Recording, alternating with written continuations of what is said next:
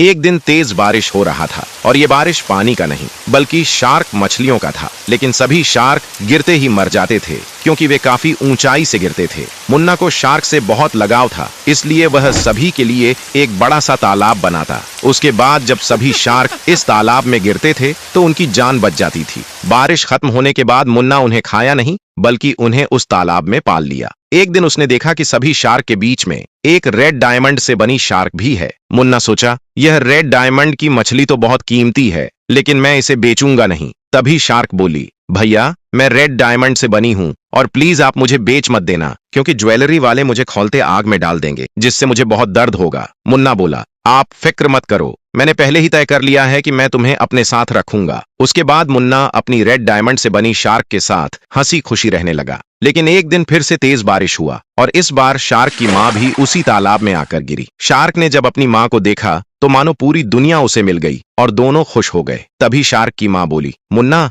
मुझे समझ नहीं आता है कि मैं यह एहसान कैसे चुकाऊं, लेकिन तुम मुझसे इसके बदले में जो भी मांगोगे तो मैं उसे जरूर पूरा कर दूंगी। मुन्ना बोला, क्या सच में? अगर ऐसा है तो तुम मुझे सबसे ज्यादा अमीर बना दो। उसके बाद शार्क ने मुन्ना के सभी घरों को अपने मैजिक से एक लग्जरी घर में बदल दिया। कुछ दिन बीत गए और रेड बुल वहां से गुजर रहा था। तभी उसकी नजर दोनों शार्क पर गई और मुन्ना जब सो रहा था, रेड बुल ने तालाब की सारी शार्क को जाल लगाकर पकड़ लिया। फिर वह सभी शार्क को अपने तालाब में ले जाकर डाल दिया जहां कुछ और भी मछलियां थीं।